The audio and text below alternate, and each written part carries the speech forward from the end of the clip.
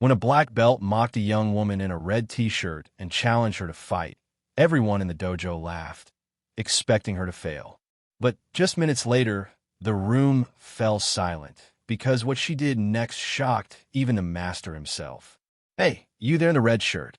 Why don't you come up and spar with me?" The dojo erupted in laughter. The voice belonged to Master Harlan, a seasoned martial artist, a black belt with over 20 years of experience. Known for his strict teaching style and occasional sharp humor, he often teased new students to break the ice. Today, however, his words carried an edge of mockery. His finger pointed toward a young black woman who had quietly entered the dojo just moments earlier. She wasn't wearing the crisp white GI that the other students proudly sported. Instead, she wore a simple fitted red t-shirt and black training pants. She stood out immediately, not because she wanted to, but because she didn't look like she belonged in the highly disciplined, uniform environment of the martial arts school. The students chuckled, exchanging glances. To them, the idea was absurd. How could someone who had just stepped in, someone without a belt, without a uniform, without the look of a fighter, possibly challenge a man like Master Harlan? The laughter grew louder, filling the air with condescension. Some students even leaned against the walls, eager to see how the scene would play out. But while everyone else laughed, the young woman did not. She stood still, her expression calm, yet unreadable. She didn't shrink back or look embarrassed. Instead, she tilted her head slightly, her eyes narrowing as if weighing the situation carefully. Then, without a word, she reached up and pulled her long braids into a tight ponytail, securing them with a band from her wrist. The room grew quieter. The smirk on Master Harlan's face widened. He still thought it was all a harmless joke. And then she spoke. "All right, let's fight." Her voice was steady, clear, confident. The laughter stopped instantly. It was as if someone had hit a pause button on the entire dojo. Students froze in place, mouths half open, unsure if they had heard her correctly. Nobody had expected her to accept. Nobody. Master Harlan blinked, caught off guard for just a second. He had thrown out the challenge half seriously, thinking she would shy away, maybe blush and laugh it off. But the way she looked at him now, with calm, unflinching eyes, made it clear she wasn't joking. A few students whispered in the back, "Is she serious? She can't be for real. She doesn't even have a belt." The young woman ignored the murmurs. She stepped forward slowly, each stride deliberate, until she stood in the center of the mat. Her posture was straight, her hands loose at her sides, but there was an aura of quiet strength about her that no one could deny. For the first time, the dojo felt uneasy. The energy had shifted. The joke that was supposed to humiliate her had turned into something else entirely, something unpredictable. Master Harlan cleared his throat. "Well, all right then," he said, trying to sound amused, though there was a trace of hesitation in his voice. "Just a light spar. Let's not get carried away." But deep inside, he knew this was no longer a joke, and everyone in the room leaned forward, waiting to see what would happen next. The black belt smirked, still convinced this was nothing more than a little fun. "Okay, let's take it easy. Just a light spar," he said, his tone dripping with mockery. The woman didn't flinch. She simply gave a small nod and stepped onto the mat with quiet confidence. Her eyes locked onto his, sharp and unwavering. There was no nervous shuffle in her stance, no hesitation in her breath. She moved like someone who had been here before, maybe not in this dojo, but certainly in the world of combat. Around them, the other students crowded closer, their whispers buzzing through the air. Some smiled, anticipating an easy win for their instructor. Others crossed their arms, curious to see just how badly she would lose. The match began.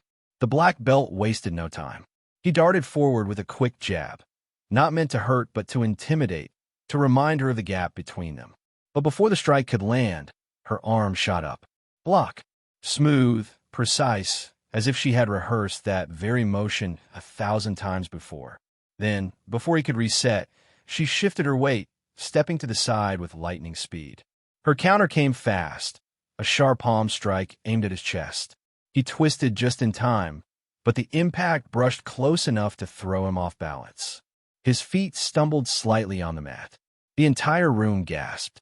The black belt's smile faltered. His pride stung more than the strike itself. Beginner's luck, he muttered under his breath, forcing a grin. But deep inside, he felt a pang of unease. That movement, that precision, there was nothing lucky about it. Determined to reassert control, he lunged again, this time with more seriousness. His kick sliced through the air, aimed cleanly at her midsection. The students expected her to take the hit. Instead, she bent low, ducking under the kick with perfect timing, her braids whipping around as she spun. In a flash, she tapped his ribs with the edge of her hand. Not hard, but sharp enough to make a point. He froze for half a second, shocked at her speed. The whispers in the dojo grew louder. "Did you see that? She's too fast. What's happening right now?" Master Harlan's pride now burned. This was no longer a joke. It was becoming a challenge to his authority. He tightened his stance, his playful demeanor vanishing. This time, he attacked with the strength and precision of a true black belt. A flurry of punches, a sweeping kick. His moves were sharp, controlled, and powerful. But she matched him. Every strike he threw, she blocked or dodged with uncanny precision. Every attempt to trap her ended with her slipping away like water through his fingers. And each time she countered, her strikes landed just close enough to remind him she could have ended it if she wanted to. Sweat began to bead on his forehead. His breaths grew heavier. The students, once entertained, now stood frozen in stunned silence. Their instructor, the man they looked up to, the man they thought untouchable, was being pushed back by a woman they had dismissed only minutes earlier. Then came the moment that sealed it. She spun gracefully, her legs snapping upward in a controlled arc. The kick stopped mere inches from his face. Perfectly placed, deadly accurate. If she had wanted, he would have been on the ground. The dojo went silent. Nobody laughed now. Nobody even whispered. All eyes widened as they processed what had just happened. The black belt, humbled and breathless, stared at her in disbelief. For the first time in years, he realized he wasn't in control of this match. And the young woman? She lowered her legs slowly, her expression calm, almost gentle. She hadn't come here to humiliate anyone. She had simply come to prove a point. The point had been made. The sparring intensified. Each movement became sharper, each exchange more desperate. The black belt tried to corner her with his superior size and years of training. But every time he advanced, she flowed away with startling ease. She was fast, too fast. When he swung with a precise roundhouse, she slipped under it, her body moving with the fluidity of water. Then came a strike, clean, controlled, and sharp to his ribs. He staggered back a step, his pride stinging as much as the tap. The dojo, once filled with laughter, had fallen into a stunned hush. The students, who had been so sure this would be an easy humiliation, now whispered nervously, "Who is she? She moves like a professional. I've never seen anyone dodge sensei like that." The whispers cut through the room like wind in a storm. The black belt's grin had vanished completely. His face, once smug and mocking, now glistened with sweat. His chest rose and fell faster with each breath. He was no longer treating this as a joke. This was survival of reputation. For years, he had been the undisputed master of this dojo, a figure who demanded respect the moment he stepped onto the mat. But now, in front of his own students, that authority was slipping away, inch by inch, with every counter she landed. For the first time in years, he was being pushed back, and not by another master, not by a rival instructor, not even by a seasoned fighter, by a woman in a red t-shirt, someone he had written off before the match had even begun. He growled under his breath, doubling down on his attacks. His arms shot forward in a flurry of strikes, his legs whipping through the air with practiced precision. But it was like fighting a shadow. She anticipated his movements as if she could see them before they happened. Each punch was parried, each kick dodged with elegance. And then it happened. In a single fluid motion, she pivoted on her heel, her body spinning with the grace of a dancer and the precision of a warrior. Her legs swept upward in a perfect arc, the air whistling as her foot came to a sudden halt, mere inches from his face. The black belt froze, eyes wide. His instinct screamed at him to flinch, to back away, but he was already trapped. If she had carried the kick through, he would have been sprawled across the mat in front of every single one of his students. The dojo froze with him. It was as if time itself had stopped. The sound of her foot snapping into place echoed in the silence like thunder. Every student stared, mouths open, unable to process what they had just witnessed. 1 inch. That was all that separated their proud instructor from complete humiliation.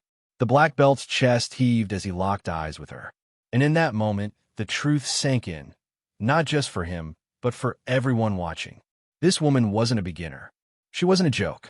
She was a fighter, and she had just silenced the entire gym. The black belt raised his hands in surrender, his chest rising and falling with the weight of defeat. His voice, usually sharp and commanding, was quieter now. Okay, that's enough. Gasps rippled through the dojo. Never in their training, never in their years under his watchful eye, had the students seen their instructor humbled like this. He had always been the rock, the immovable mountain that no student dared to challenge. Yet here he was, bowing out of a sparring match, not because of injury, not because of exhaustion, but because someone he had mocked had proven herself far stronger than he imagined. Maya lowered her stance gracefully, her breathing steady, her movements calm. There was no trace of arrogance in her face, no smirk of triumph.